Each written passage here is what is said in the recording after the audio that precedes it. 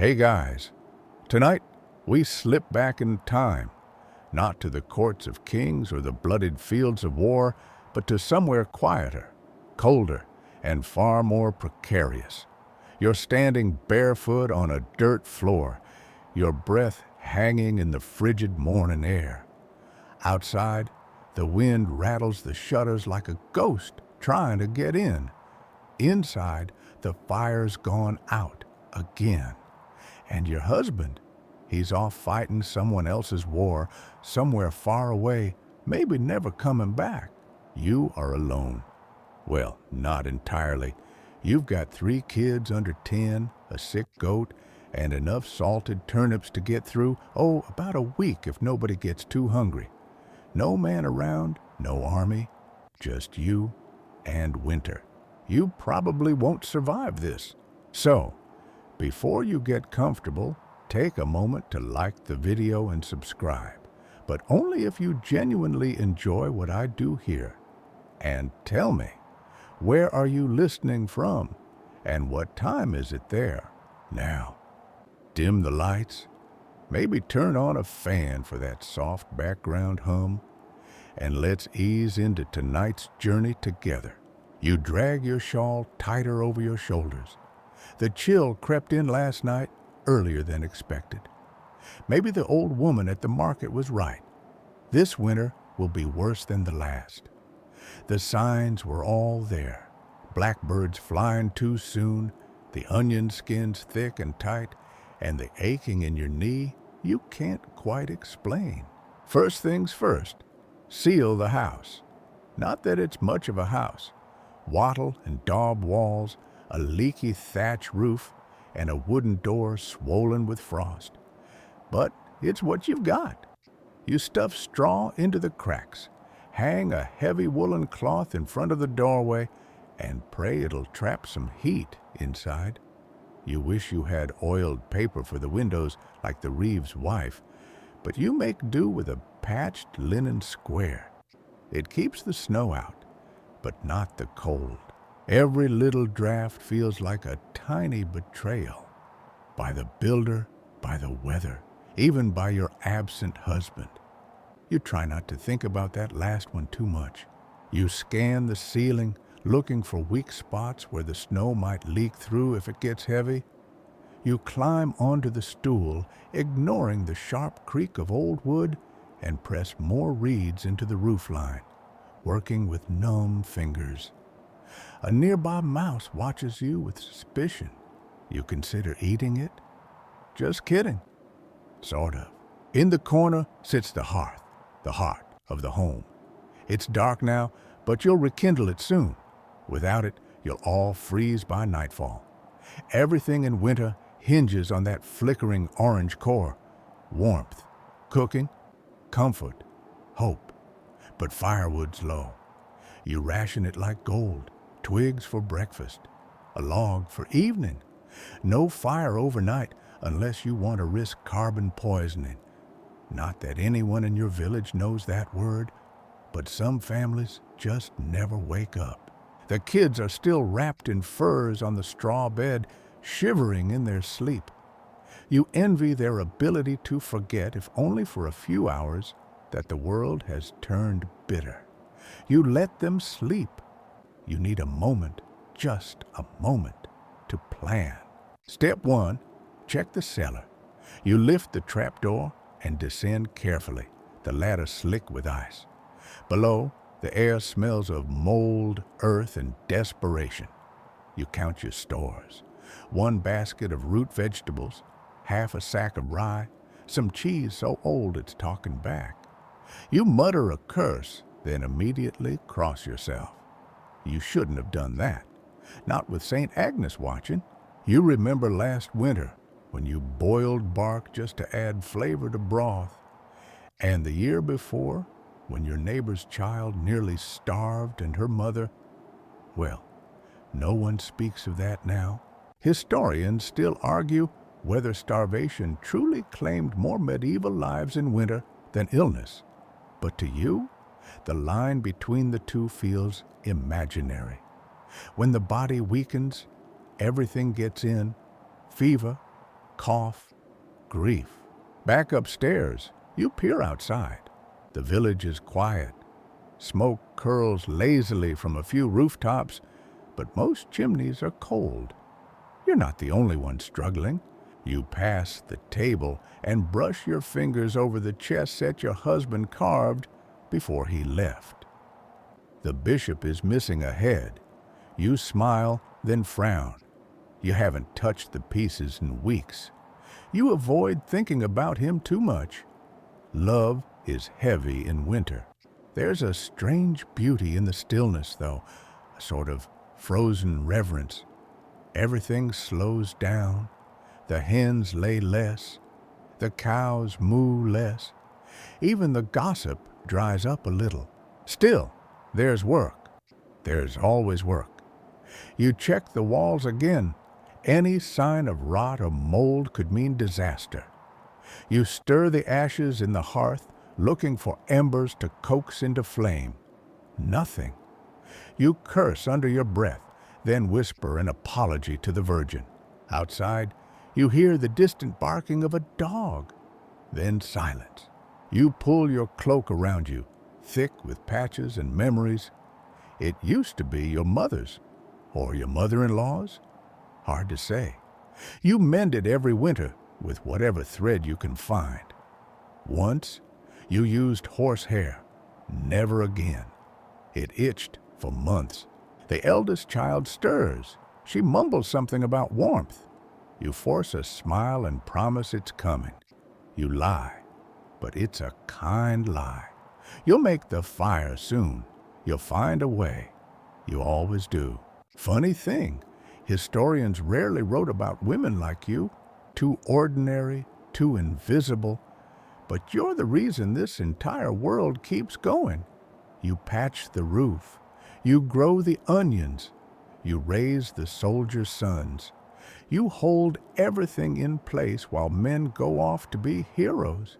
Sometimes a traveling friar preaches that women are the weaker sex. You laugh.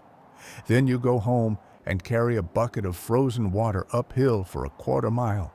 The sun barely rises now, just kind of smears along the horizon and slinks away. You light a candle. Beeswax, if you're lucky. Tallow, if you're not. Tallow stinks, but it glows just enough to trick your brain into thinking everything's going to be okay.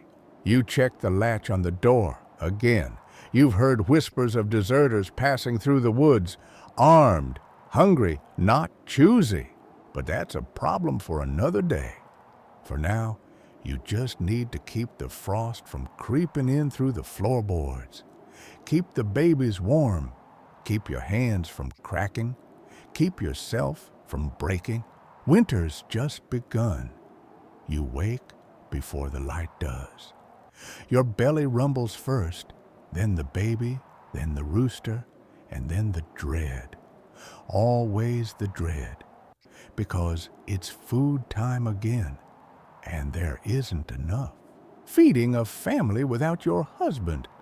It's a juggling act where every ball is made of hunger. You pull on your rough linen overcoat and tiptoe over the cold dirt floor, past sleeping children. You whisper a small prayer, mostly out of habit now, and go to the hearth to rekindle what little warmth you can. Breakfast will be thin, again. You boil water, nothing in it yet, just the hope that by the time it simmers, you'll figure something out. You root through the food stores again, even though you know every wrinkle in every turnip like a lover's face. 2 withered carrots, a hunk of old cheese, and the ends of a loaf so hard you could defend the cottage with it. The truth is, when your husband left for war in early autumn, he took more than his body. He took the plow, the strongest arms in the house, the steady rhythm of planting, threshing, chopping. You did your best, dug into the soil, bartered for seeds, bribed the baker's boy for news. But a woman alone, especially a young one, wasn't supposed to handle that kind of labor. Still, you manage to scrape together a small harvest. Now it's almost gone. You step outside, breath puffing like smoke. The world is white. Frost bites everything. You check the tiny patch of winter greens growing against the south wall. They're stunted, but alive. You pluck a few and mutter, "Better than nothing." And that becomes your motto. The village is mostly quiet. You see a few other women doing the same, wrapped in shawls, bending over frozen ground, looking for things to eat that weren't meant to be eaten. Bitter herbs, shriveling apples, stolen moments of survival. You think about trapping. Your grandfather taught you a trick for catching birds using twine in a wooden box. You try it near the edge of the forest, baited with old oats. It works about once a week. You call it meat lottery. Today, nothing. The birds are smarter or more desperate than usual. You consider your options. Foraging? Risky in this frost? Begging? Not yet. Stealing? You'd have to be starving. You're not there. Yet. Bartering is more likely. You've got skills. You can spin yarn, patch clothes, even make passable healing salves with rosemary and goose fat. You load a bundle into your basket and head toward the Reeves house, hoping his wife is in a generous mood. You pass the old mill on the way, still frozen, silent, the wheels crusted with ice. No grain ground here till spring. You remember when it used to turn day and night. You remember your husband's laugh as he snuck you bread crusts in the summer before he marched off. No time for nostalgia. You knock at the Reeves' door. His wife answers. Plump, warm, fur-lined, with a face like a carefully preserved apple. You offer her 2 bundles of yarn and a linen bandage in exchange for flour. She haggles, of course, pretends she's doing you a favor. You smile through your teeth and nod. You walk away with half a sack, barely enough to last 3 days, but it's something. That's what food becomes in winter, not a meal, but a series of small, hard-earned somethings. A cracked egg here, a shriveled beet there, a crust, a broth, a miracle. Mainstream historians agree. Most peasants, especially women, operated in a permanent state of near malnutrition during harsh winters. You get just enough to keep going, but never enough to truly rest. What you don't say out loud is that you're already thinking about spring, about planting, assuming the war doesn't burn the fields, about maybe fattening the old hen if she makes it, about boiling pine needles for vitamin C, because scurvy doesn't care how noble your intentions are. The baby starts crying as you return. You bounce him gently, whispering nonsense until he calms. You nurse him, grateful your body still works, though you're not sure how. You've been eating less so the kids can eat more. You're running on muscle memory and mother's guilt. One of the older children asks, "Can we have honey today?" You blink. Honey? You haven't had honey in months. You make a joke. Only if the bees come knocking. They giggle, which means the joke worked.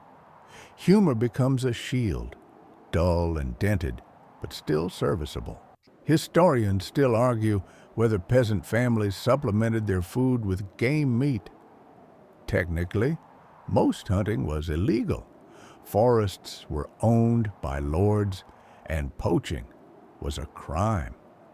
But when your child is crying and the snare caught a rabbit, well, you don't ask the priest for permission.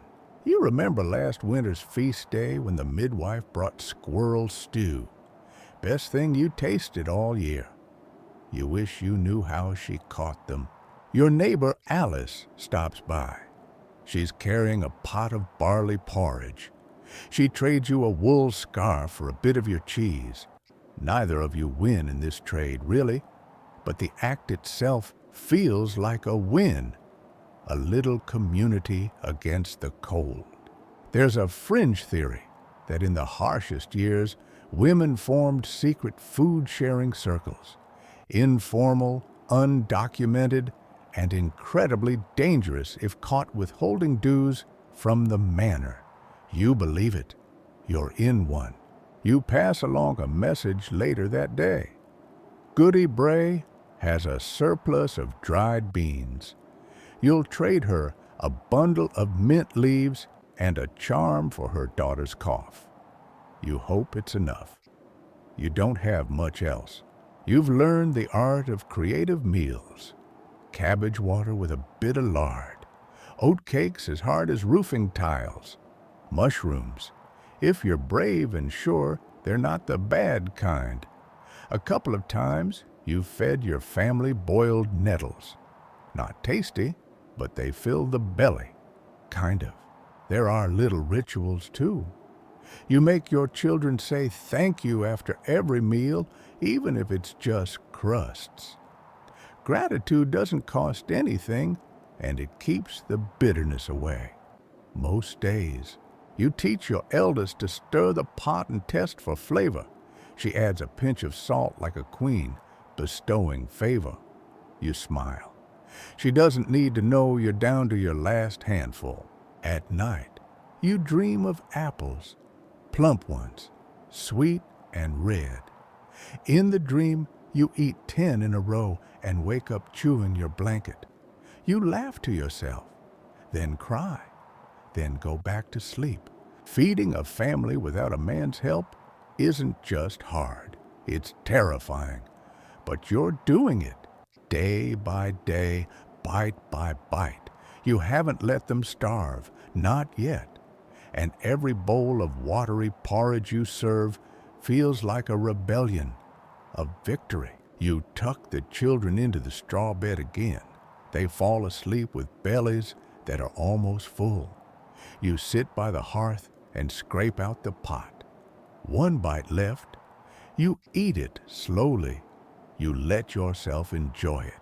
Winter is long, but you are longer. You crouch by the hearth, fingers hovering over a handful of ash and disappointment. Last night's fire has given up the ghost again. You poke at the gray remains, hoping for a warm ember clinging to life beneath the surface. A tiny glow flickers. You cradle it like it's a newborn chick, feeding it dry twigs and soft whispers. You need this fire. Without it, your home is just a wooden box pretending to be a shelter. In the medieval winter, warmth isn't a luxury. It's the only thing standing between your family and death. The smoke curls upward reluctantly. You blow gently, then desperately. The flame catches. You exhale like you've just won a battle. Because you have. You remember the first week after your husband left? He'd always been the one to tend the fire, chop the wood, curse when the chimney smoked. Now it's your job, all of it. You'd burned your sleeve twice and nearly set the cat on fire once before you got the hang of it. And the cat hasn't forgiven you. Even you add more kindling. Wood is rationed like treasure. There's a small pile behind the house, covered with a tarp and a prayer. It has to last until spring. You dream of oak logs stacked high, but you'd settle for a damp pine branch. Mainstream historical records show that firewood was often a form of currency in villages like yours. The manor owns most of the woods. You're only allowed to gather fallen branches. Cut down a tree? That's theft. Punishable by fine or worse. But if your baby's lips are turning blue, you take that risk. You did once, 3 weeks ago. You crept into the forest under moonlight, axe in hand, heart pounding like war drums. You found a young birch already half dead. One swing, then another. You prayed the Lord's men were asleep. You drag that wood home, sweating and terrified. You split it yourself, hands blistered and shaking. You burned it that night, and your children slept warm. You'd do it again. There's a scholarly debate about whether women truly managed firewood supplies in their husband's absence or relied mostly on communal help. From where you sit, wrapped in a smoky blanket of soot and stubbornness, the answer seems obvious. You do what has to be done. Today is washing day. That means heating water. You fill the cauldron and swing it over the fire. It'll take an hour to boil. You'll use it to wash the linens, scrub the baby, and maybe, if the water's still warm enough, soak your aching feet. Steam curls from the pot. You close your eyes and inhale it. It smells faintly of last night's turnip stew and a little bit of hope. A neighbor stops by, Alice, cheeks red from cold, arms full of firewood. She found some dry branches near the chapel and thought of you. You nearly cry. You trade her a spool of homespun thread. Fair's fair. You both crouch by the fire, warming your hands and swapping news. Word is that the baker's youngest nearly died last night. Their fire went out. The whole family huddled together under one blanket, teeth chattering like spoons. You shiver. You know that feeling. There's a fringe theory that some women in villages like yours placed stones in the fire during the day, then wrapped them in cloth and placed them in beds at night. You tried that once. It worked, sort of. The stone scorched the blanket, but your daughter slept without crying. You still do it on the coldest nights. You show Alice your latest invention, a makeshift heat reflector. It's just a curved sheet of hammered tin behind the fire, but it helps bounce warmth back into the room. You saw it once at the manor and copied it, sort of. She's impressed. You feel proud. Innovation is born from desperation, apparently. The children stir. You call them over. Tiny fingers stretch toward the fire. You caution them gently. Your eldest burned herself last year, a careless moment, a lasting scar. Still, you let them warm their hands. They need it. You all do.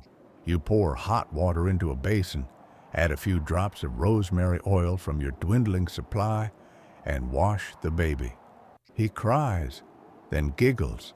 The heat soothes him. You kiss the top of his head and mutter, "That's 2 clean babies this month. We're doing well." Once the washing's done, you toss the soapy water out the back door, careful not to slip on the ice.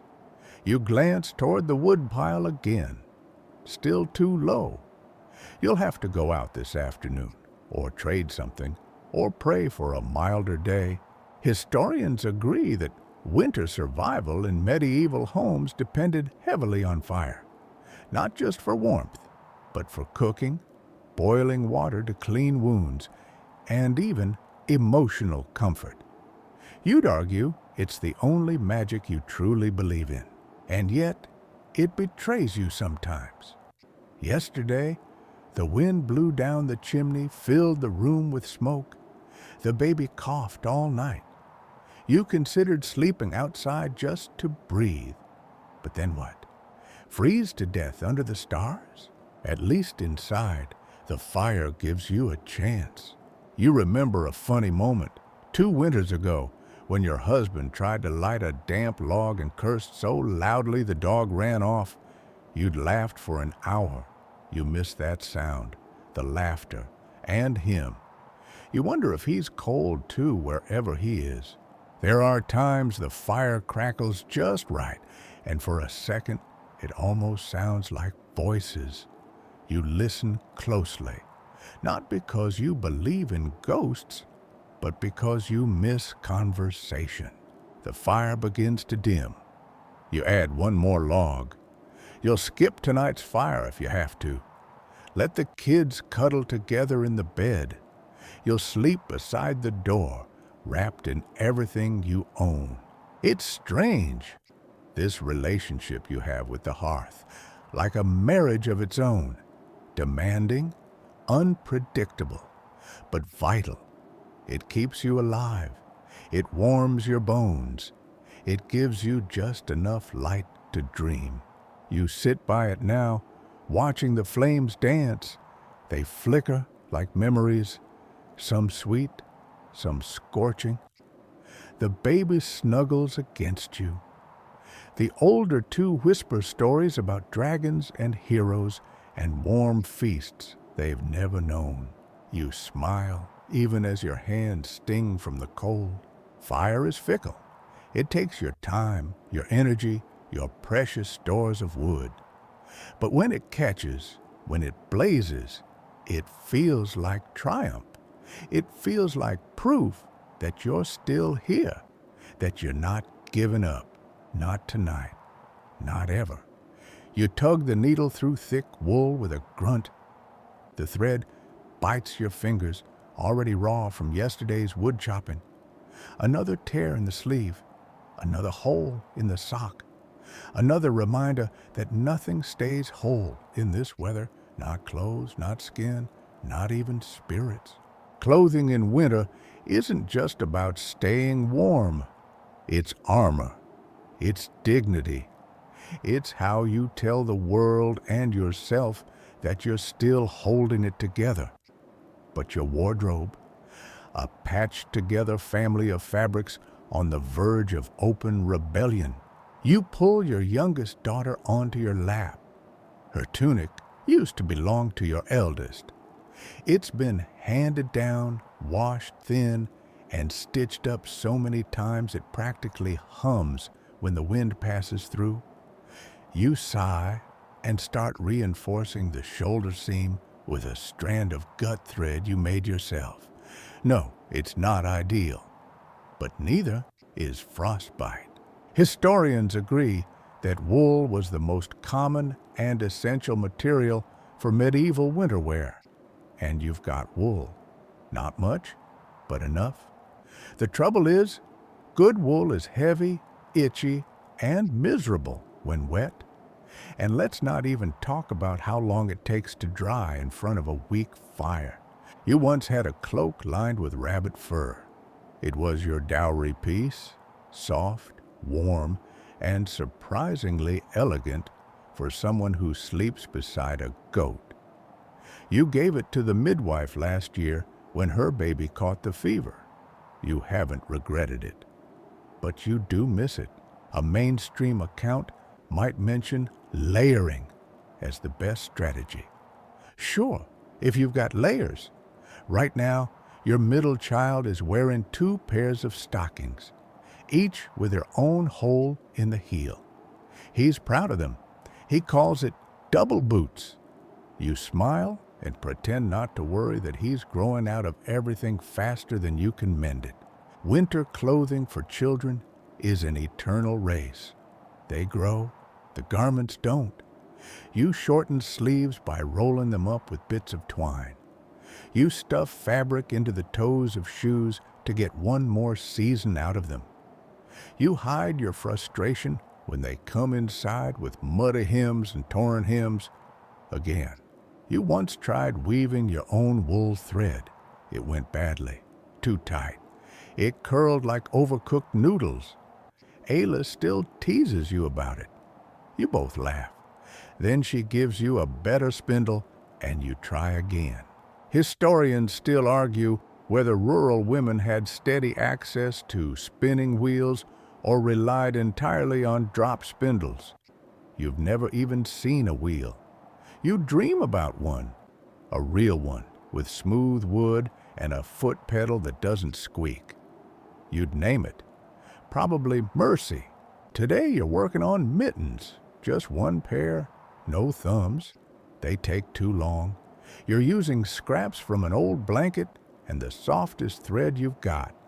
It's a gift, not for your kids. For Goody Bray, whose fingers have started turning purple from the cold. She pretends not to notice, but you see the way she tucks them into her apron, like maybe she can hide frostbite. You make the mittens anyway. It's not much, but it's something warm. And sometimes, in the depth of winter, something warm feels like a miracle. Your own clothing's fallen apart. Your boots were your husband's once, way too big, so you stuff the toes with straw. Every step is a crunch. The soles are wearing thin, and the heel flaps open when you walk too fast. You stitched it closed with a pig bristle last week. It's holding, barely. You wear your heaviest dress every day now. Coarse gray wool, lined at the collar with fraying linen. You sleep in it too. Changing clothes is a luxury. Washing them, even more so. You have one pair of underthings. You guard them like treasure. You patch them in secret. There's a fringe belief, passed down by the oldest women in the village, that if you wear the same underclothes all winter, your luck won't run out. You cling to that idea, not because it's true, but because washing linen in snowmelt is a form of medieval torture. You refuse to endure twice in 1 week. The goat's fleece is looking better than your own. You consider shearing her early. Maybe fashion a new shawl before the frost turns cruel, but she's your milk supply, and you can't risk weakening her. You sigh. No new shawl then, just more careful mending. Your children play in the corner, bundled like cabbages. Their laughter echoes off the cold walls, a bright sound in the gray. You smile at them and wrap another layer of wool around the baby. He smells faintly of candle smoke and damp straw. You kiss the top of his head and whisper, "Warm enough, little bird?" He gurgles. At night, you sleep in a pile, limbs tangled, breath shared, dreams fuzzy. You lay wool blankets over every body part like a game of patchwork survival. Sometimes you wrap hot stones in cloth and tuck them at the children's feet. Sometimes the stones stay warm long enough. Sometimes they don't. One night, the wind blew open the shutter and the cold snapped through like a scream. You leapt from the straw bed, slammed it shut, and spent the rest of the night sitting upright, arms spread over your children like a living shield. You're always cold, always. The tips of your fingers are cracked. Your lips sting when you smile. Your knees ache when you squat to check the fire. Even under your best blanket, the chill creeps in like guilt. But you never stop working, never stop mending, never stop layering. It's not fashion, it's armor. You stitch strength into every hem. You sew survival into every seam. You pretend your cloak is a queen's robe. Some days, that almost feels true. You once turned a broken cart cover into a winter skirt. It smelled like horses for weeks. You didn't care. It was warm. Your children called it your adventure skirt. You wore it proudly to the village feast day. You even danced in it. Now, as you sit by the fading fire, your thread almost gone, and your thumb bleeding slightly, you whisper another prayer, not to God this time, but to the cloth itself. Just hold a little longer, and the cloth listens. The knock on your door isn't loud. It's the sort of quiet tap only another woman would make. Too polite to be a guard, too familiar to be a threat. You open it just enough to let in a rush of cold and the round, rosy face of Alice. Again. She doesn't wait for permission. She never does. She pushes past with an armful of bark-covered firewood and a breathless laugh. "I traded 2 eggs and a story for this," she says. "The story was better." You chuckle and make room near the hearth. This is how it starts. every time. A neighbor stops by to borrow something or drop off something. No one calls it what it is: survival by sisterhood, a cold season conspiracy. You pour her a mug of watered-down cider and settle beside her, both of you rubbing your hands near the fire like mirror images. Outside, the wind moans through the bare trees. Inside, it's warm with the crackle of flames and the comfort of shared silence. The truth is, you wouldn't be standing if it weren't for the other women. Your husband may be at war, but you're not alone. Not really. You have the midwife who checks on your baby even when her back's gone bad. You have the widow down the road who gave you honey when your daughter had the cough. You have Alice, who shows up when you don't ask and stays when you pretend not to cry. Historians often paint medieval women as isolated, cloistered in cottages and cloaks of duty. But they forget the invisible net strung between doors and across fields, the one woven from gossip, bread loaves, and shared secrets. That net keeps you from falling. There's a kind of economy between women, not in coin, but in care. A spool of thread for a cup of lard. A week's worth of gossip in exchange for a warm shoulder. You trade herbs, candles, recipes, and rumors. And when no one's looking, you trade fear too. You host the spinning circle twice a month. It's not official, of course. No one would dare call it a meeting. That would sound too much like power. Instead, it's just women bringing their drop spindles, their wool, and their babies. You talk while you work. You joke, complain, plan, listen. Someone always brings cheese. Someone else brings news. Sometimes the priest's housekeeper even joins. You pretend not to notice the bruises on her arms. You once asked Alice why she never missed a meeting. She just said, "Because I'd rather spin with friends than weep alone." You understood. There's a fringe tale passed around the village, probably started by Goody Bray, that when women gather in groups of 7, they can predict the weather. It's not true. Last year, you swore a mild winter was coming, and it snowed for 9 weeks straight. Still, the idea makes you smile. You've learned who to trust, who keeps secrets, who steals them, who brings soup, and who brings scorn. Not everyone's kind, but enough are, and that's what matters. Your neighbor from 2 fields over, Edith, showed up last week with a broken foot. Her man left her nothing but debts and a goose with a bad attitude. She couldn't even fetch water. So you organized a quiet little rota. 1 woman each day, cleaning, cooking, fetching wood. Edith cried when she found her washing done without asking. You all pretended not to notice. Mainstream accounts barely mention these kinds of arrangements, but they were everywhere. Unwritten, unofficial, unstoppable. There's safety in numbers. When a man tried to force his way into Alice's home last winter, half the village showed up with shovels. He left with a limp and a lesson. You didn't ask questions. You just stood with your sisters. Sometimes late at night, you wonder if the men at war ever think about this. What's happening at home? They imagine you weeping softly at the hearth, keeping candles burning in the window, and you do, sometimes.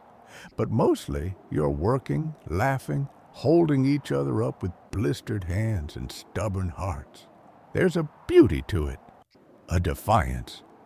You all keep the world spinning without needing to be asked. You bake for each other when there's flour. You share scraps of song and jokes so old no one remembers their beginnings. Your favorite is the one about the goose who married a priest. It makes no sense and ends with the punchline, "But only if it's Tuesday." Everyone laughs and No one explains it. That's the point. Today, as the fire crackles and Alis mends a pair of gloves, your eldest daughter listens closely. She's watching how you do things, how you measure out compassion, how you fold comfort into conversation. She's learning that strength doesn't always wear armor. Sometimes it wears an apron and sings lullabies. Historians still argue whether peasant women had agency or merely endured. You know the answer. Agency doesn't always look like a sword.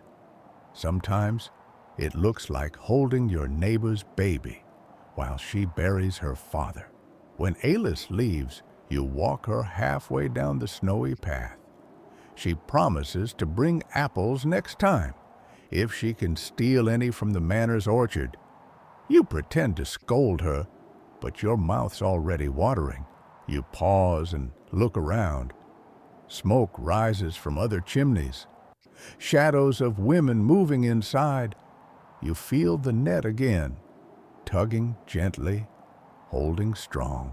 Later, as night falls and the children drift to sleep, you sip warm water and sit by the fire. You think of all the quiet hands that kept you fed, dressed, safe. You remember the bad times, the hard winters, the loss, and the women who made it all survivable. They aren't queens, they aren't saints. They're just like you, tired, determined, brave without trying to be. You close your eyes and whisper, "Thank you, you're not alone." The howling begins just before dusk. At first, you think it's the wind, just another winter moan swirling through the trees and creaking the roof beams. But then you hear it again, closer this time, more deliberate, a rise and fall that sends goose flesh up your spine. The children freeze mid-play, eyes darting toward the door. Even the goat perks up, ears twitching toward the sound. Wolves! You walk quietly to the door and slide the wooden bar into place. It won't do much. Your door is only as thick as your best patchwork quilt. But it's something. A line in the snow, a whisper of defiance. This isn't the first time. Wolves always come when hunger does, when snow lies thick and food grows thin. They stray from the deep woods, sniffing out smoke and the soft sounds of children.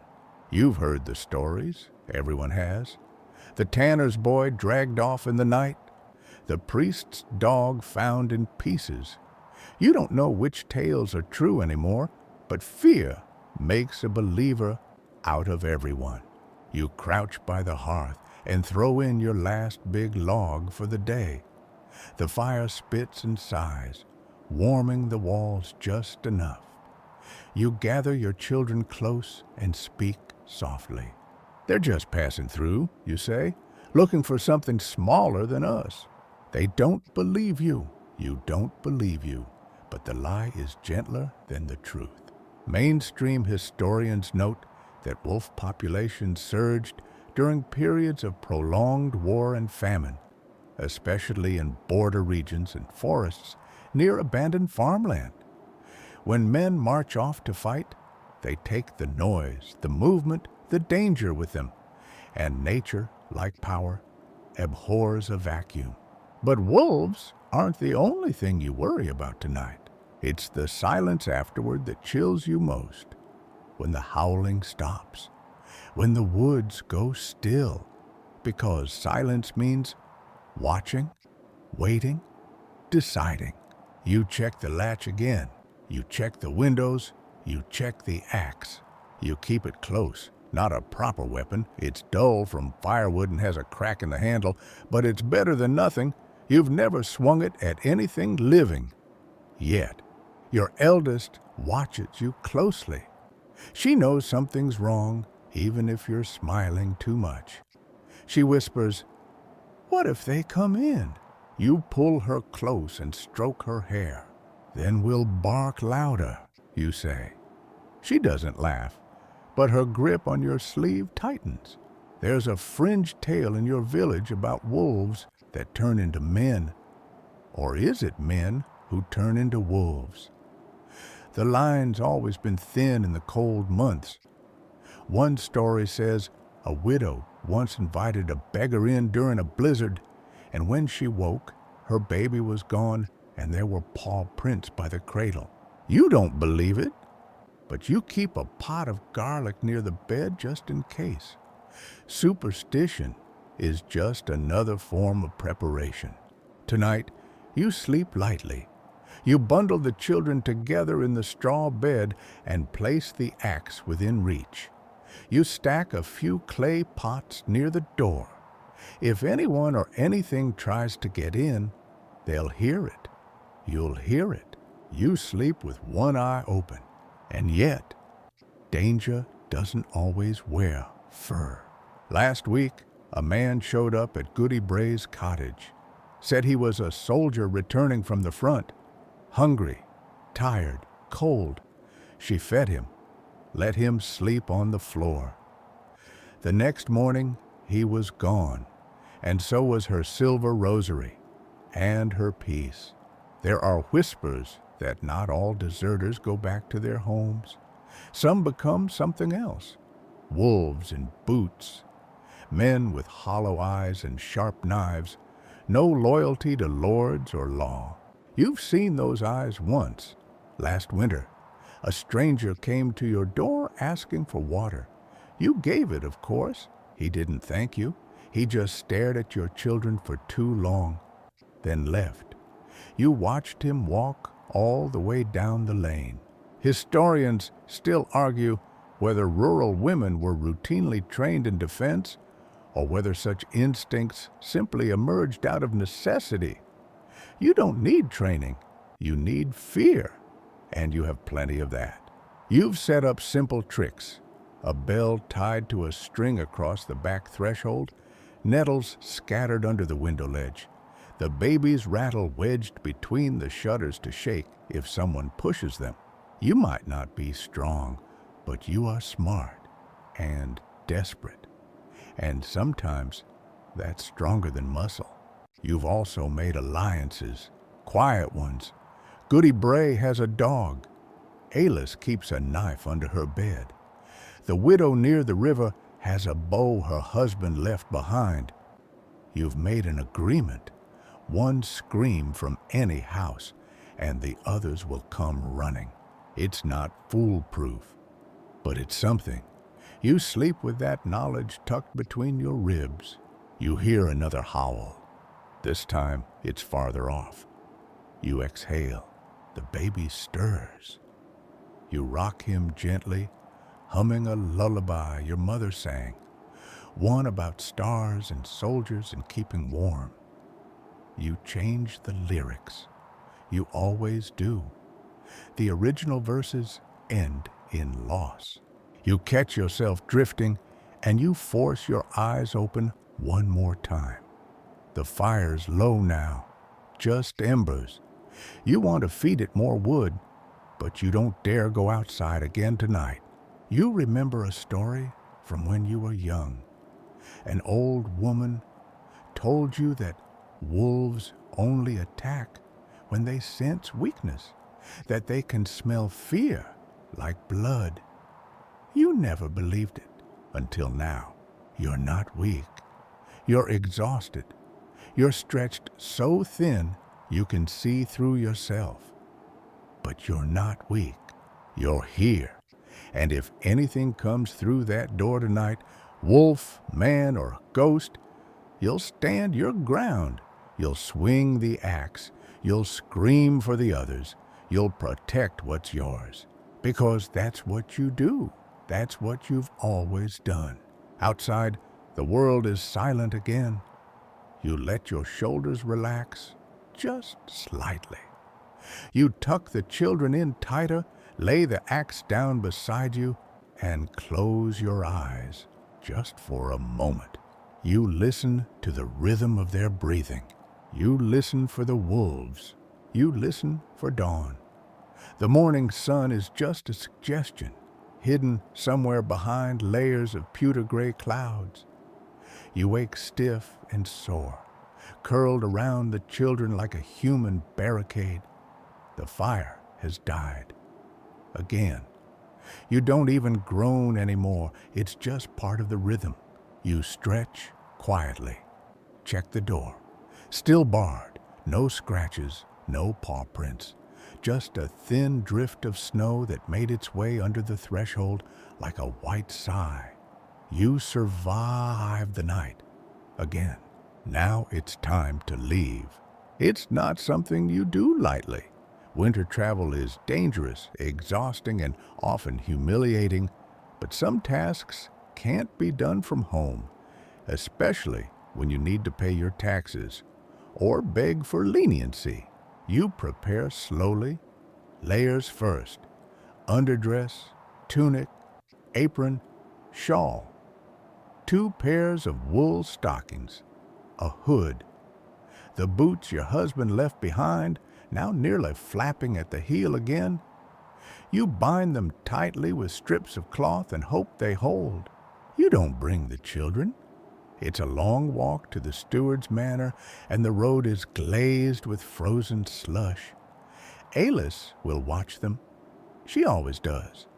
You repay her in onions and borrowed laughter. You tuck the household ledger, your version of it, under your arm. It's not official, but it holds all the numbers, what you harvested, what you bartered, what you owe.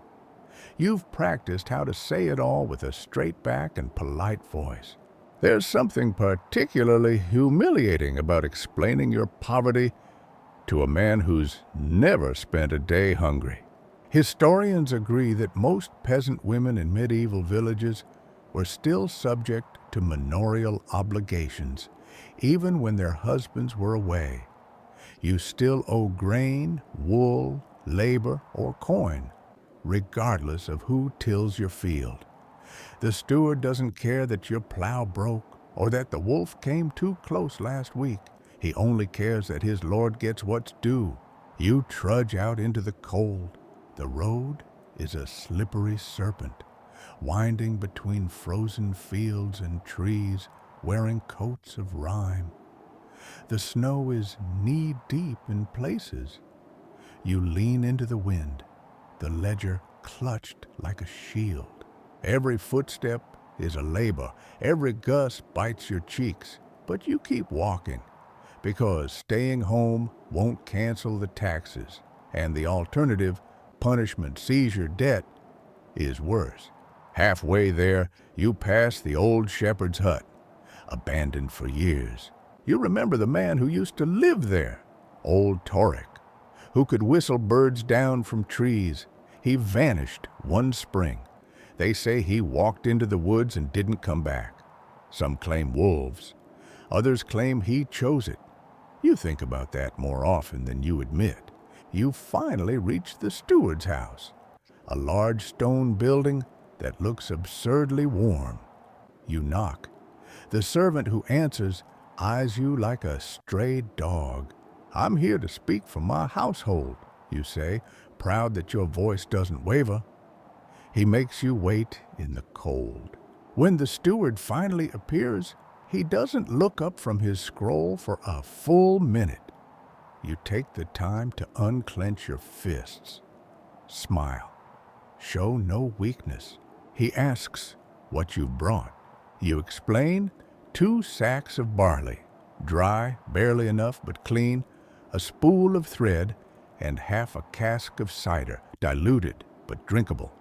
You also offer a day of your labor to the manor's kitchens, hoping to settle the shortfall. He raises an eyebrow at the cider. Not the best yield, you admit. Frost took most of the apples. He makes a note, doesn't respond. You wait, heart thudding. There's a pause. Then finally, he nods. Accepted. You exhale so slowly, it barely counts as breathing. You hold your head high and thank him, even though the thanks tastes bitter in your mouth. On the way back, your legs feel heavier. Maybe it's the cold, Maybe it's the shame. Maybe it's the absurdity of owing anyone anything when you're the one keeping a family alive on nettles and fire ash. There's a scholarly debate over whether medieval women were empowered by the necessity of stepping into legal and economic roles during wartime, or further burdened by responsibilities they had no power to change. You feel like the answer is yes to both. Back home, Alice greets you with a bowl of something hot, parsnip soup, thin but spiced. You eat it slowly, grateful. She doesn't ask how it went. She knows. Later that week, you have to walk again, this time to the village center. There's a meeting. The Reeve has called everyone to hear news from the front. Apparently, the Lord's third son has died. Another skirmish, more taxes to fund replacements. You bite the inside of your cheek and say nothing. A few women whisper. Someone spits into the snow. You make a mental note. War takes more than soldiers. It takes food, firewood, wool, and women's sleep. It takes your walkable hours, your good boots, your silence. But some journeys are about more than taxes. Once a month, you walk to the chapel, not for confession. You got no time for guilt, but for candle stubs. The priest keeps a stash, and you've convinced his housekeeper to part with them one by one in exchange for herbal teas. You burn those stubs slowly, one per week, during the worst nights. One candle can mean everything when a child wakes with fever or when you hear howling just a little too close.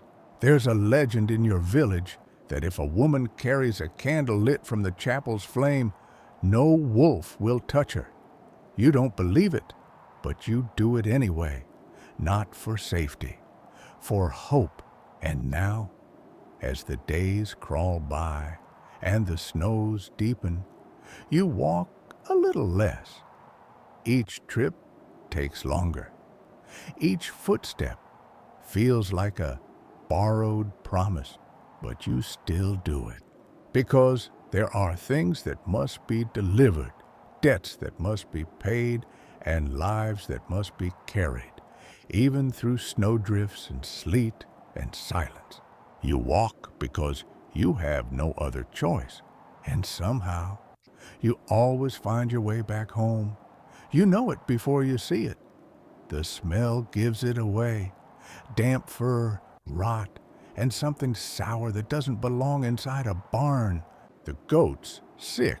You push open the creaking barn door and find her hunched in the straw, sides heaving, eyes glassy. Her breath clouds the air in short, frantic puffs. You kneel beside her, careful not to spook her.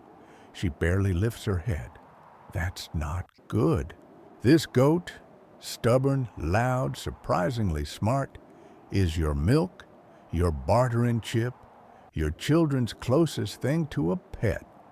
You shouted at her more times than you can count, but now you'd give anything to hear her snort and knock over the feed bucket one more time. You put your hand on her flank. She's warm, too warm. Mainstream records note that animals in the medieval countryside were often seen as tools, not pets. But the goat is not just a tool. She's a lifeline. Without her, your baby won't have milk. Without her, you'll have one less thing to trade, one more weight on your shoulders.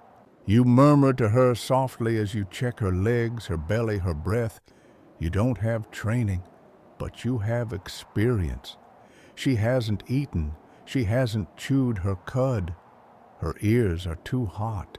You remember what Ayla said a few weeks ago. Goody Bray lost her cow to a bloated stomach and a devil chill. No one knows what that means, but it sounds like what's happening now. You fetch the herbs you've been hoarding in the kitchen, a pouch of dried chamomile, a pinch of mustard seed, some nettle leaf, and the last of your garlic.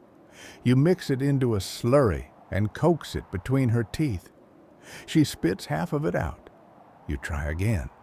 This time, she swallows. You stay with her the rest of the day, brushing her side, whispering prayers.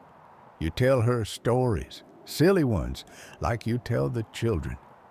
She doesn't respond, but you swear she breathes easier. Taking care of animals is as much a part of your winter routine as cooking or sewing. You have chickens, too. What's left of them? One disappeared in the snowstorm last week. You found feathers and tracks, and then nothing.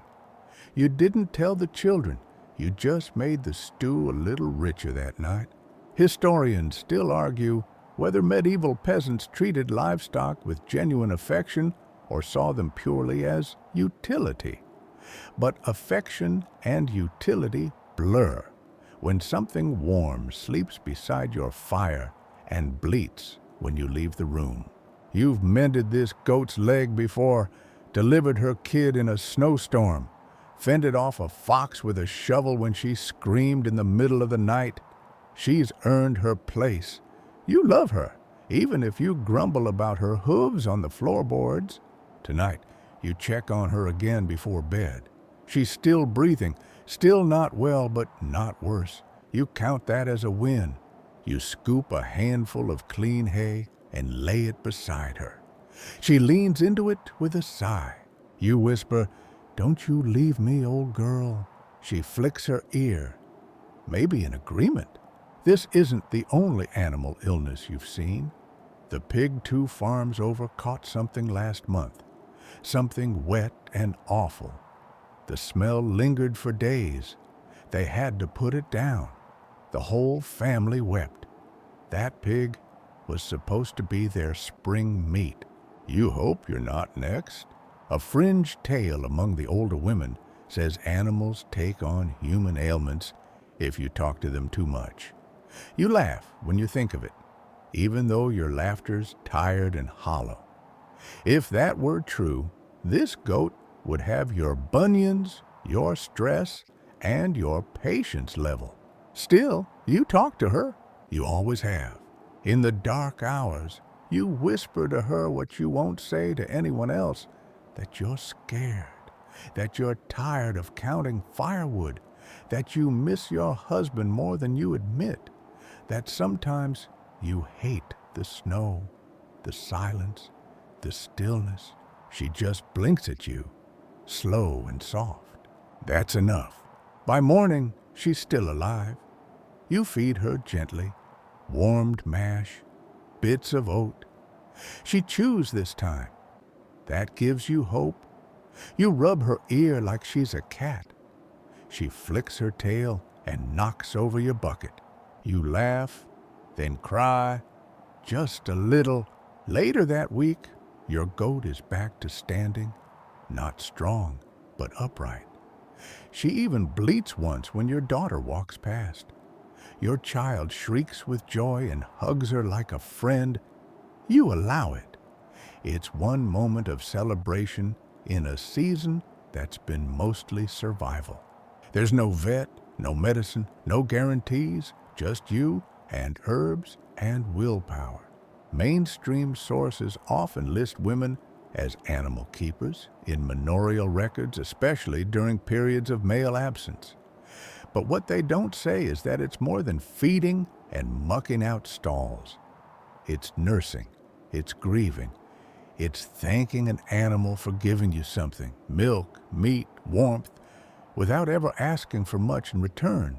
As the days pass, your goat recovers more fully. Her bleat returns. So does her attitude. She knocks over your son's toy cart. He doesn't even get mad. You swear she's smirking. She's back. You keep a closer eye on her now. Listen for any cough, any strange smell, any shift in her step. Winter isn't over. Illness can sneak in through 100 cracks. But for today, your goat is fine. Your baby drinks. Your children smile. You mend the broken latch on the barn door. Sweep the old straw. Rub oil into the cracked leather of the halter. You don't say, "Thank you." You don't have to. She already knows. You wake before dawn to the sound of wind playing its cruel game again, whistling between the boards, tugging at the shutters like greedy fingers. But something's different this time. A weight in the air, a hush, too thick to be just snow. You step outside, and your breath catches. It's here, the blizzard. You'd been watching the sky all week, how it dulled to a dim, belly-gray bruise, the way the birds flew low and quick. Your bones ached in that way they always do before the worst storms. And now the world is vanishing. Snow falls sideways, thick as wool. It swallows the fence, the road, the footprints from yesterday. You can't even see the goat shed from the porch. This isn't just weather, it's siege. You slam the door and start preparing. The routine is clockwork by now. First, stuff every crack with cloth, old rags, woven scraps, anything that might stop the draft.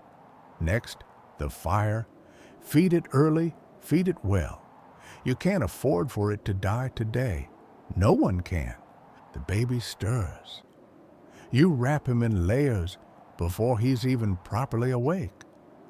Your daughter rubs sleep from her eyes and asks, "Is it time to dig again?" You smile thinly. Not yet, but maybe by evening. In these storms, survival shifts into slow motion. You can't work, can't travel, can't fetch water. You can barely think. All you do is hold the line, keep the house warm, keep the children dry, keep your mind from spiraling into the same blizzard that's screaming just outside the door. Mainstream historical texts sometimes underestimate the psychological toll of medieval winter storms. They list them as seasonal events. But to you, it's not seasonal. It's personal. You've lost things to storms. A roof beam, 2 chickens, your second cousin. She wandered out in a blizzard 3 years ago, just for water. They found her in the spring, still kneeling by the frozen creek, eyes open like she was waiting for permission to come home. You keep your children close today. You ration food quietly. The last of the lentils, some barley mash, 1 shriveled apple. You boil water and make broth from herbs and lies. The children don't complain. They know better. Hunger is part of the game now. You have 1 loaf left, stone hard, but bread. You hide it. There's a fringe belief passed down in your village that bread baked during a storm will never mold because the wind kills all the demons in the yeast. You don't believe it, but you bake anyway. The heat helps. The smell helps more. You remember to move the chamber pot closer. No one's going outside today. The baby cries more than usual. The older 2 bicker. You don't scold them. You'd bicker too if you weren't so exhausted. You wrap them together under the wool blanket and tell them the story of the frost giant who sneezed so hard he created mountains. They laugh, sort of. Midday passes in a blur of feeding the fire, checking the windows, wiping noses, pretending the wind doesn't sound like screaming. You lose count of the times you relight the tinder bundle. Then the roof groans. It's just snow, you tell yourself. But you climb up into the loft anyway to check for leaks. Sure enough, the thatch is damp near the east beam. You jam an old cloak into the crack. It smells like mildew and memories, but it'll work for today. You can feel your body slowing. Your muscles ache from the cold, from tension, from fear. You make yourself stretch just to keep the blood moving. You boil water, soak cloths, make warm compresses for the children's feet. They giggle as you press the steam against their toes. You smile like it doesn't cost you everything. The worst thing is the silence inside. It's loud, somehow. Every creak of the house, every whisper from the walls makes your heart jump. You listen for wolves, for collapsing roofs, for the sound of something going wrong. Historians still argue whether blizzards in the Middle Ages led to spikes in illness and mortality, or whether communities developed sufficient adaptive behaviors. You don't care about the data. You care that your neighbor's boy has a cough that sounds like nails in a box, and they're out of onions. You give her yours, even though it's your last one. By evening, your world has shrunk to the glow of the fire and the huddle of bodies pressed close together. You spoon turnip mash into your children's mouths like it's a feast. You whisper, "This is what queens eat during storms." They nod, sleepy and full of dreams you built from nothing. You remember your husband's voice once when a storm hit 2 winters ago. "It'll pass," he said, holding you tight. They always do. You tell the children the same thing now.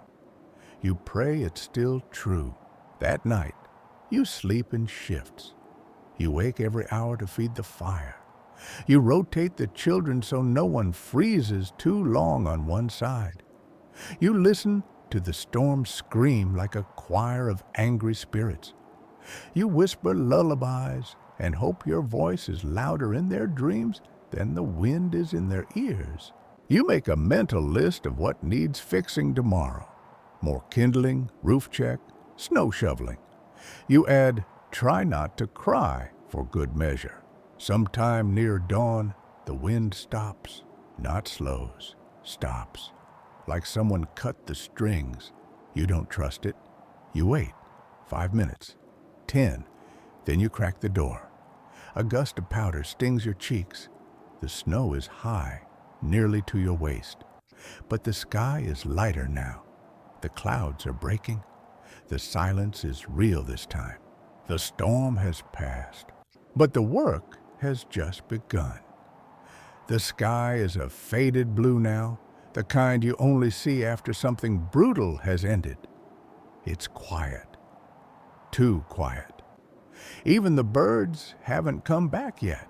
You open the door fully, and the snow greets you like a wall, packed, gleaming, and absurdly high.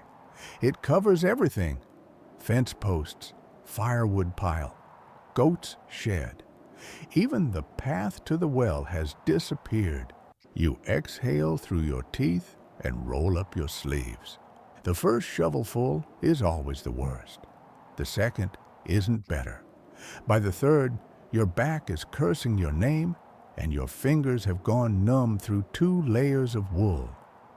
But there's no stopping. If you don't clear the paths now, you'll be iced in by dusk. If the goat can't get air or food, she'll suffocate. If you can't reach the well, you'll be melting snow for the next week. The shovel is an old plank nailed to a broomstick. It groans with every scoop. You imagine it snapping in half mid-pile. You don't have a replacement, just another thing that can't go wrong. You call the children out once you've cleared a narrow channel to the barn. They groan, but you bribe them with hot mash when the job's done. Your daughter takes to it like a snow sprite. Your son less so.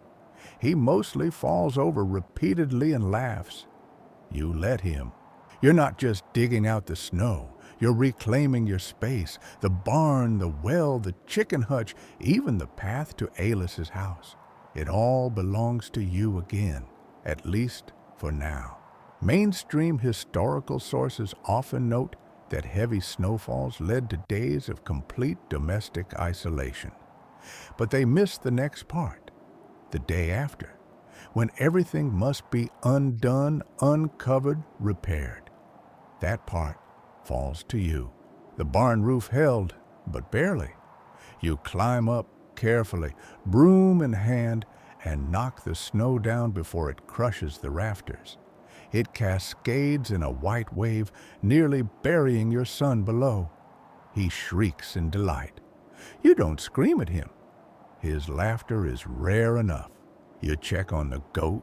She's fine, smugly chewing hay like she's the one who cleared the snow. You scold her anyway. She snorts.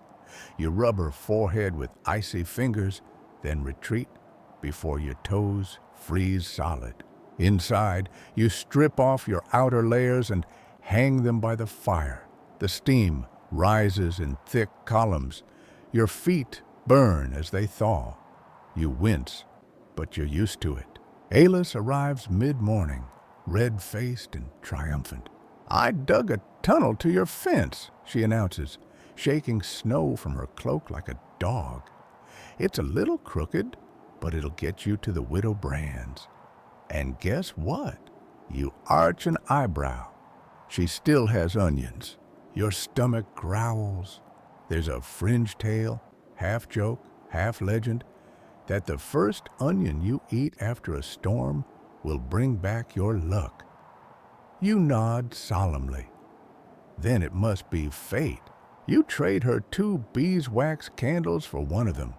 A little steep, but you both pretend it's a bargain. She's the only person who haggles with you like it's a game, not a battle. Together, you inspect the damage. A broken fence post, the shutter hinges warped, the henhouse door blown open, and one very confused chicken still inside. You coo to it gently, scoop it up, and carry it inside like royalty. The children cheer. Tonight, you might even get an egg. Historians still argue whether rural families in wartime had enough infrastructure to recover from storms unaided. You could answer that, but you're too busy re-thatching your barn roof with frozen fingers. You send the children to collect clean snow in buckets. You'll melt it down for cooking, cleaning, maybe even a warm cloth bath if you're feeling brave. Your daughter sneaks a bite from one of the snow piles. You pretend not to see. You remember doing the same thing once, long ago, when storms still felt magical. By midday, you're exhausted. The firewood pile is a wet disaster. You salvage what you can, stacking it by the hearth to dry. You lost the woven basket to damp rot, but you have a sack that'll do. You're tempted to rest just for a moment. But the roof won't patch itself, and the chicken is eyeing your stew pot suspiciously. You keep moving. The baby cries more today. Maybe the cold, maybe the pressure. You wrap him tightly, tuck him under your shawl, and hum him to sleep. Your voice cracks. You hum anyway. Alis helps with the roof. She doesn't complain, just passes up branches and strips of bark as needed. You two work in sync, like dancers in a very clumsy and damp ballet. She makes a joke about wolves applying for housemaid jobs. You almost fall off the ladder laughing. By evening, the house is warm again. You're scraped, blistered, soaked, and strangely proud. You made it through the storm, and not just through, you fought back. You took back your space, your shape, your rhythm. You serve soup with a sliver of dried meat and the last of the turnips. The children slurp it like it's royal banquet fare. You watch them with something close to peace. Before bed, you check the skies. Clear, stars. Cold as regret, but still beautiful. You whisper a thanks to no one in particular, just to the night for not taking more than it gave. Then you shut the door, you bar it, you bank the fire, and you sleep, not like a queen, like a survivor. You wake to sunlight, real sunlight, gold and soft, dripping through the warped window pane like honey. For the first time in what feels like weeks, the cold doesn't bite quite as hard. The house is still chilly, of course, but the air feels lighter, less cruel. You stretch. The baby gurgles. The goat lets out a half-hearted bleat from the shed. Even the chicken sounds surprised to still be alive. You smile to yourself, and then you smell it, smoke, not from your hearth, from outside. You rush to the door, boots half-laced, heart thudding. It's not a fire, thank the saints, but a thick column of smoke curling from the edge of the woods, too far off to be a chimney, too close for comfort. You squint. There's movement, not animals. People. You freeze. It could be travelers, deserters, thieves, or worse, a press gang from the local lord's men looking for able-bodied men, and sometimes not so able, under the excuse of military necessity. And when there are no men, they look for food, for blankets, for anything not nailed down. You go back inside quickly, bar the door, and lower your voice. "Alice," you whisper, "get the shovel." She's already standing, already watching. "I saw them too," she says. Mainstream history often skips over these shadowy movements. Roving bands of displaced soldiers, outlaws, or tax enforcers roaming villages left vulnerable by war. But you don't forget them. You've seen them. 2 winters ago, a group came through the next village over. Said they were hungry, left with 5 goats and 3 girls. You won't let that happen here. You and Alice make a plan. You hide the goat in the woodshed, cover the barn door with snow, bury the food basket under floorboards. You move the children to the neighbor's cellar. Your daughter protests, but one look from you, and she nods. You've practiced this before. You hate that you've had to. Alice watches the road. You arm yourself with a shovel. It's ridiculous, dented, cracked, barely useful. But it's heavy. It makes a point. And then you wait. They never come to your door. But they pass by. 5 of them, wrapped in cloaks that used to be uniforms. They don't knock, don't wave, just walk. Hollow-eyed, mud-caked. One is missing a hand. Another has a sword dragging through the snow like he's forgotten it's there. You don't relax until their smoke is gone from the sky. That night, you make sure the fire is small, just enough to warm. No light to draw attention. You talk with Alice in whispers. "There's more of them this year," she murmurs. "Fewer men left to fight," you say. "More reasons to run." There's a scholarly debate about whether medieval villages had formalized watch systems during wartime absences. Some say yes, shifts of women or older men too broken for battle. Others say most protection came down to intuition, preparation, and quick thinking. You know which side you believe. You used to think of winter as the enemy. Now it's the cover. The snow hides your tracks, muffles your noise, masks your scent. It turns your world invisible. For one blessed season, you can pretend no one's looking. The downside is you can't see either, which is how you nearly miss the boy.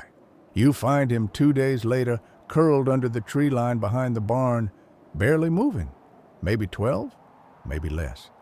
He's frostbitten, filthy, wearing boots 2 sizes too big, and a scarf made from what looks like a curtain. You bring him inside. Alice protests. "What if he's a thief?" You don't answer. You already know he is. You also know he won't survive another night out there. You feed him, slowly, watery porridge, then broth. He eats like someone who's forgotten how, doesn't speak, just watches you with eyes that are too old and too tired for that small frame. The children stare at him like he's a storybook character. Eventually, he tells you his name. Just one word, Milo. You don't ask more. You let him sleep near the hearth. He never takes off his boots. Mainstream sources rarely mention these stragglers, orphans, runaways, war-displaced children, but you've heard whispers from other villages. A boy who showed up and mended shoes for food, a girl who lived in the hayloft for a month before anyone noticed. You don't know where Milo came from, but you know what to do with him. You give him chores. He watches the goat, carries water, shovels snow. He never complains. He never smiles either, but that's fine. You're not here to fix him. You're here to keep him alive. There's a fringe saying in your village, if winter finds you alone, it keeps you. No one wants to be kept by winter, so now you aren't. The children like him. Your daughter teaches him a skipping rhyme. He never joins in, but he taps his fingers along with the beat. That's enough. You've added another mouth to feed, another body to protect. But you feel better somehow. Stronger. Like your little world just got taller by one boy-sized brick. Alice shakes her head at you when she sees him helping stack firewood. You collect strays like cats, she says. You shrug. He's quieter than the goat. That night, you watch him sleep beside the hearth, one arm still clutched around the satchel he arrived with. His fingers twitch as if he's holding something invisible. You don't ask. You just bank the fire, bar the door, and whisper a silent promise. Not this winter, not this child, not on your watch. You don't ask Milo where he came from. He doesn't offer. It's an unspoken rule in your house now. Speak only what helps. But over time, he drops breadcrumbs. Not real ones, those are too precious, but stories. Small ones, in half-mumbled phrases. My brother said snow is just the sky shedding its skin. I used to catch mice in a bucket with bacon. They burned the bread first, then the house. You don't press, you just nod, store it away like firewood. You've learned the weight of unspoken things, the kind that pile up behind the eyes until they either break you or build you into something harder. Milo becomes part of your routine, like he was always meant to be there. He carries wood, helps with the goat, even mends a torn hem on your daughter's shift with fingers too nimble for someone that young. He hums when he works. Not tunes, you know, but lullabies made from scraps of memory. He hasn't smiled, not once. You make it a quiet goal. Win one. Even if it takes all winter. One morning, while cleaning the hearth, he holds up a stone shaped vaguely like a heart. It's blackened with soot and pitted with age. Here, he says, for you. You take it carefully. Is this a trade? He shrugs. No, he says. It's just, I found it. You place it on the shelf by the garlic and dried rosemary. It stays there like a tiny promise that someone remembered beauty. Later that week, you catch him sneaking a strip of dried apple from your hidden stash. He freezes like a guilty squirrel. You stare at him. Then you hand him another piece. You're terrible at stealing, you tell him. If you're going to pinch food, don't do it in front of the cook. For a second, just a second, you see it, a twitch at the corner of his mouth, a ghost of a grin. Then it's gone, but it was there. Historians still argue whether displaced or orphaned children in medieval Europe were adopted into peasant families or left to fend for themselves. Some records mention parish care, others hint at communal responsibility. But most of that depends on who's watching. No one's watching your house. So you make your own rules. Milo sleeps closest to the fire now. You've sewn him a pair of wool mittens from an old tunic. He tries to refuse them, mumbles something about not staying long, But you shut that down fast. No one stays long, you say. That's not a reason to freeze. He doesn't argue again. Your daughter braids his hair one morning, just once, quickly, while he's tying a rope. He lets her. That's more trust than words. You've started teaching him your winter tricks. How to hear ice in the wind. How to test a frozen bucket with your knuckles. How to warm your hands under your knees before touching an animal, or it'll kick out of shock. He soaks it up like moss on stone. Doesn't talk much, but he's watching, learning. There's an old belief, fringe but persistent, that taking in a stranger during winter earns you one wish come spring. You don't believe in wishes. You believe in kindling and garlic and gut instinct. But if you were going to make a wish, it'd be simple. Let him keep going. Let him make it past this winter. Let him find whatever future is waiting, even if it's not here. One afternoon, you send him with your daughter to fetch kindling. They're gone a long time, longer than they should be. You're about to go after them when they burst in, cheeks flushed and giggling. They were racing, Ayla says, shaking her head, in the snow. You raise an eyebrow. Milo's face is red, his breath fogging the air, and his grin is unmistakable now. Full, gap-toothed, and wild. He tripped and rolled down the hill, your daughter says, laughing. Twice. He grins wider. Only once was on purpose. And just like that, he's here. Not just in body, but in spirit. The quiet shadow has become a boy again. You mark that day on the beam above the hearth with a tiny notch. No one asks what it means, but you'll remember. There's a quiet moment that evening after supper where you catch him watching the fire. The others are asleep. He leans over and says, "My mother used to sing when she cooked. You don't. It's not an accusation, just an observation." "I hum," you reply. He nods. "Can you teach me your songs?" You blink, then nod. You sing the one about the woman who chased the wind, the one about the harvest moon and the spinning wheel. You don't have a perfect voice, but it's steady, warm, and full of the cracks that mean something's real. Milo hums along. His voice is soft, barely a thread, but it's there. There's a mainstream idea that medieval peasant women didn't have time for music, especially in winter. But you know better. Music is what gets you through winter. Music, laughter, memory, and people who come back from the edge. Milo begins sleeping more soundly. He stops clutching his satchel at night. One morning, you find it tucked by the fire with the mittens. That's trust in its own language.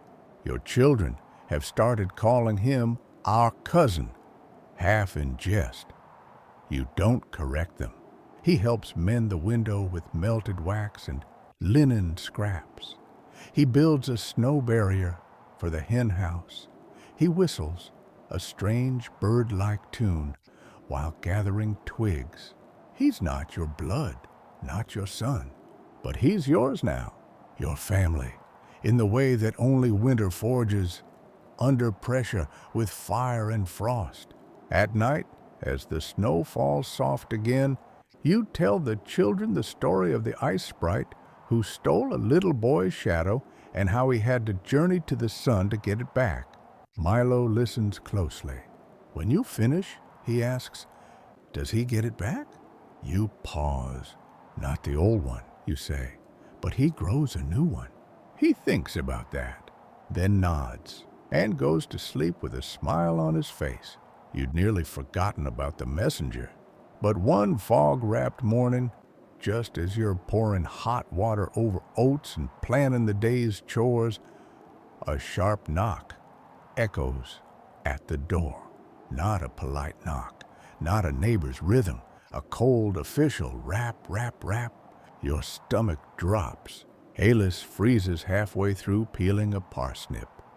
Milo looks up from mending a broken basket handle, and even the baby, bless his instincts, goes quiet.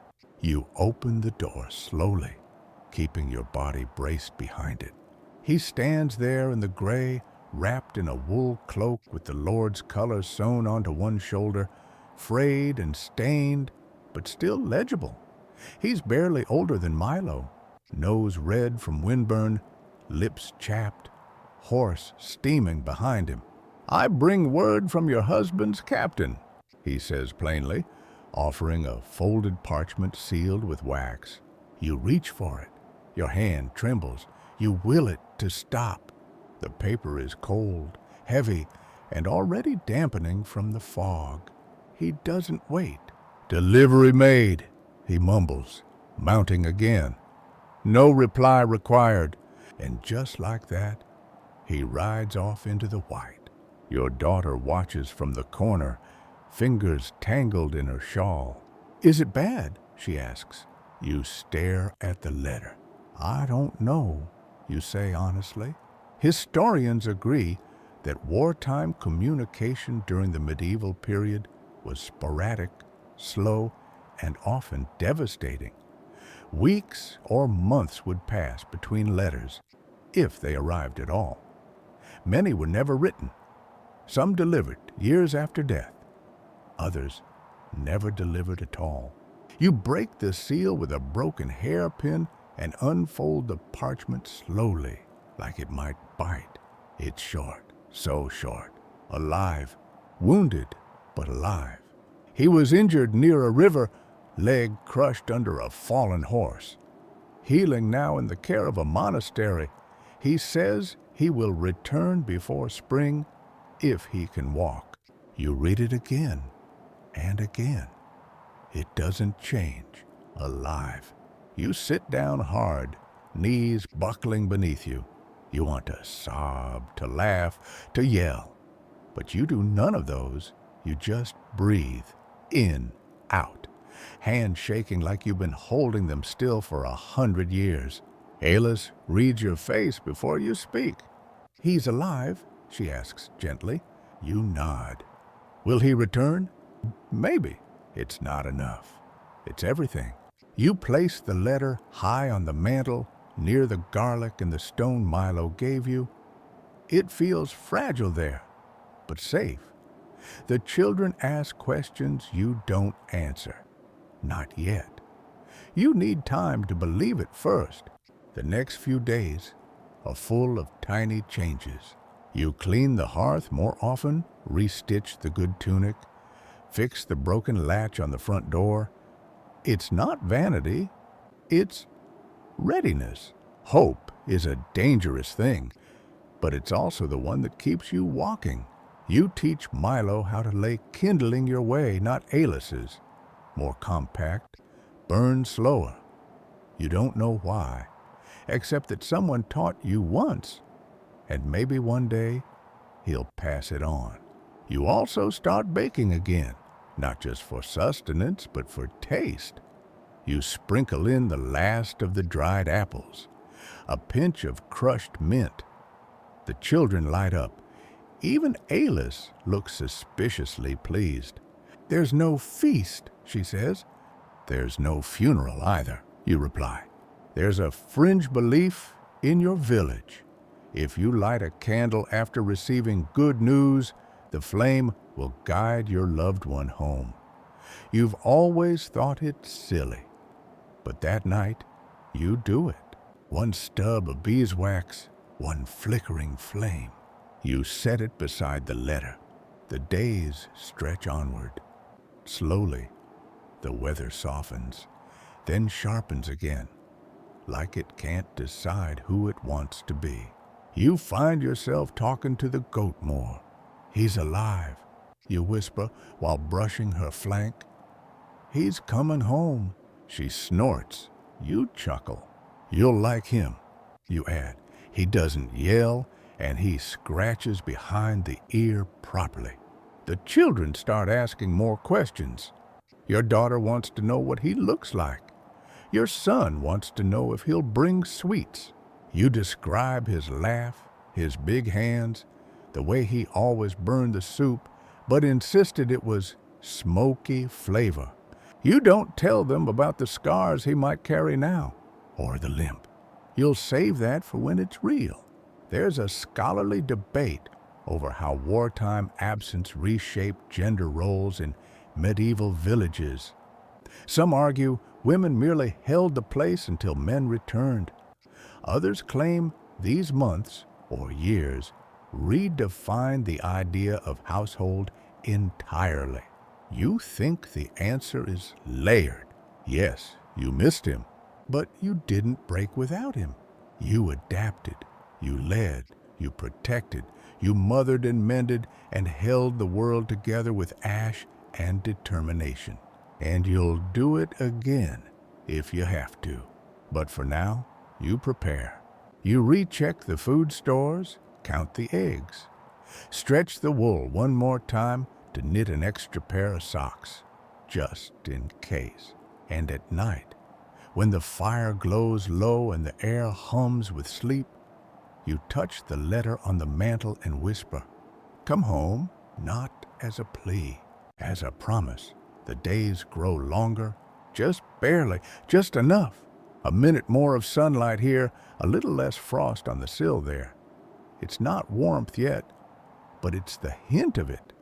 The kind of change you don't notice until you catch yourself standing in it, face turned toward the sky, blinking, and with it comes something else. Movement. The snow melts and fits and starts, leaving behind slush and slick mud and secrets buried since November. A patch of dead grass here, a broken spoon, a chicken feather half frozen in the thawing path to the well. You're still in winter, but spring, it's whispering now. You lean into it cautiously. You've been burned by false hope before. A warm week followed by a brutal freeze, a promise of return that never arrives. Still, you sweep out the corners. You patch the tears in the children's cloaks. You boil nettles into something that smells like regret, but fights off scurvy. The routine hasn't gotten easier. You've just grown stronger around it. Milo has changed too. He speaks more, laughs more, even sings under his breath, strange, tuneless bits of melody that might be lullabies or just nonsense. He keeps close to the children, always watching out for them, like he's forgotten how to do anything else.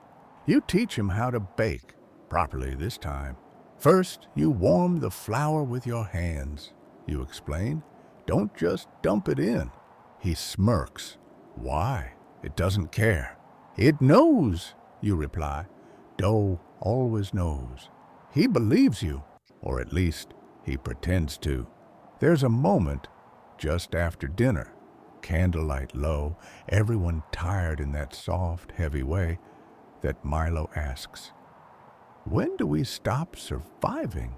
You pause, bread halfway to your mouth. "Never," you say after a beat. "But sometimes we don't have to try so hard." He nods, doesn't ask again.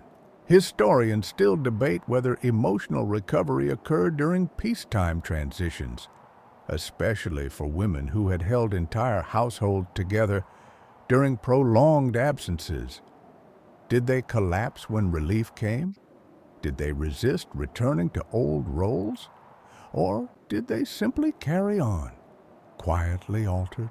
You think about this a lot now, because he's coming. You've had 2 more letters, one from the monastery saying he was walking again, slowly, with a carved stick and stubborn pride. One from a traveler who passed him near the crossroads, asking about the farm with the crooked fence and the loud goat.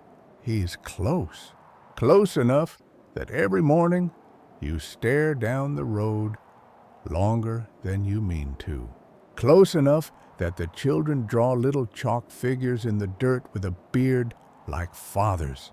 You don't know what he'll look like, what he'll sound like, if he'll still laugh the same, or if the war has scraped too much away. But you make a place for him anyway. You stuff new straw into the mattress, mend the door latch he used to grumble about, even clean the hearth, though you insist it's for the soot, not sentiment. One morning, you wake to unmistakable sound of hooves on thawing mud.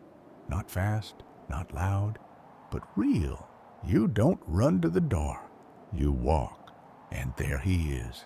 Thinner, older, beard longer, hair streaked with gray, limping slightly, but standing, alive. You don't throw yourself at him. You don't cry. You just look. He looks back. Then, finally, "Did you keep the goat alive?" he asks. You grin. "She's still kicking. Bit me last week, actually." He laughs, a full one. And then he steps forward, puts a hand on your face and says, quietly, "I knew you'd manage." The children swarm him. Milo stays back. You watch him, half shy, unsure of where he fits in this sudden, shifting tableau. Your husband notices. He kneels slowly, painfully, and holds out a hand. "I'm told you're the reason the barn didn't collapse." Milo blinks, then nods. "Thank you," your husband says. "It's simple enough." You spend the rest of the day in a strange dance. Introductions and reintegrations. Everything's familiar and yet completely new. He struggles to chop wood with his bad leg. You tease him about it, then quietly take the axe back. You eat together, like a family that forgot how for a while, but is remembering quickly. He watches you closely. "You've changed," he says, not unkindly. "So have you." He takes your hand, rough fingers lacing through yours. Not like lovers, like teammates. That night, while the children sleep and the fire hisses low, you sit beside him and ask the question you've been storing. What now? He doesn't answer right away, just leans back, lets out a slow breath. Then, "Now we build again." You nod, because you were always building, even when everything else was falling down. You don't expect things to go back to the way they were, because they won't, because you won't. But what surprises you most is how quickly you all learn to move in this new shape. Your husband isn't the man who left. The limp is just the beginning. He sleeps lightly, like he's still on watch. He startles at loud noises. He flinches when the wind howls in a certain way. But he's here, and he wants to be here. He watches the children with a kind of wonder, like he's trying to memorize them before they grow again. He holds the baby awkwardly, like he's afraid of breaking him, but then carries him strapped to his chest all morning while stacking firewood with one hand. He teaches Milo how to sharpen a blade, the proper way to twist rope, how to listen for hollow wood in the forest. Milo, in turn, teaches him how to patch a chimney with old mud and goat hair. Your daughter braids his hair with wildflowers. He grumbles and leaves them in all day. And you start to rest, not stop, never that. But you rest. You sleep longer. You let him take the early chores. You sit with Alice in the sun, spinning thread and trading stories. You laugh. Real, warm laughter, not the exhausted kind that comes from frayed nerves. One morning, the snow is finally gone. All of it. Just a few patches in the shadows, clinging like secrets.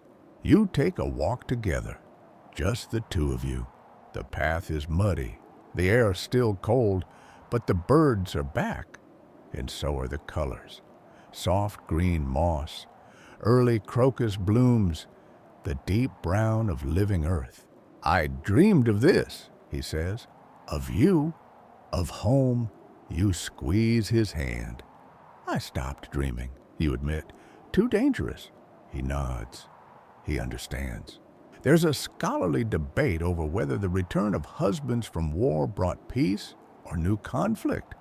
Some records show joy, others, tension.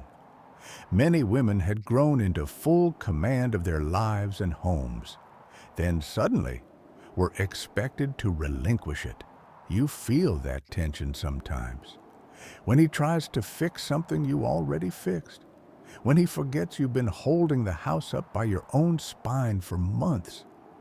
But then he listens, really listens, and apologizes, and tries again. You don't have to give up your strength.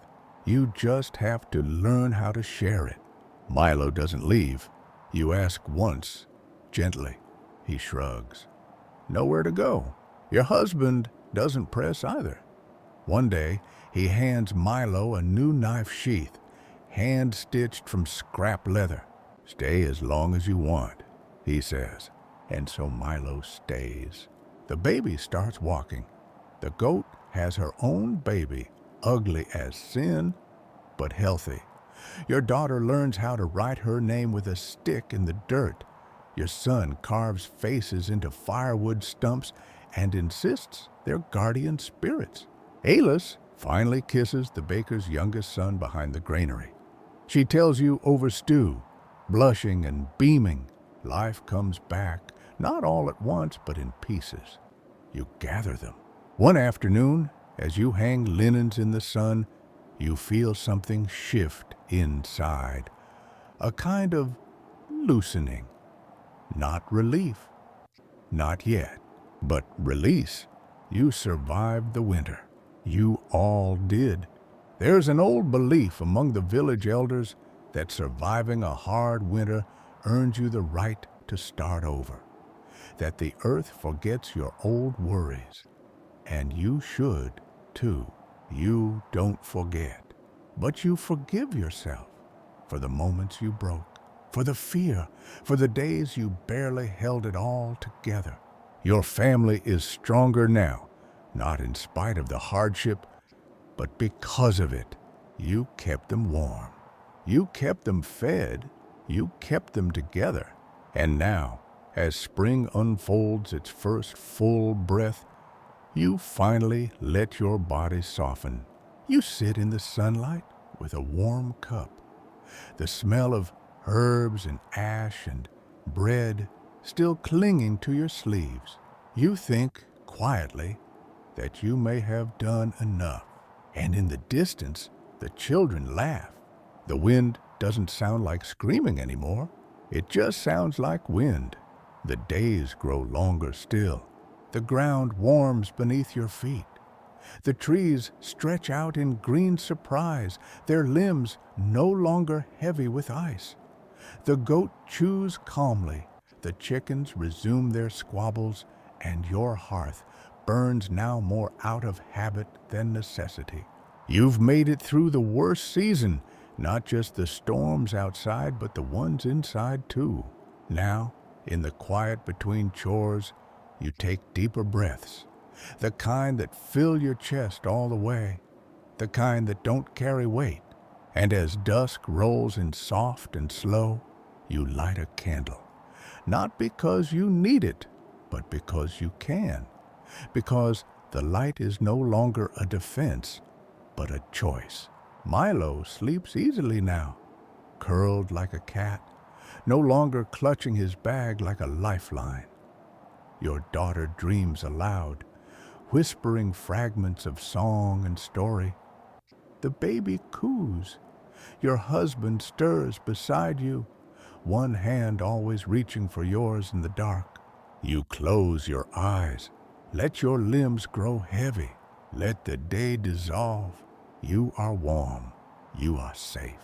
You are home, and even if the frost comes again, even if the sky turns gray and cruel someday down the line, you know you'll meet it the same way you always have. Not with fear, but with fire, because winter is strong. But you're stronger. Good night.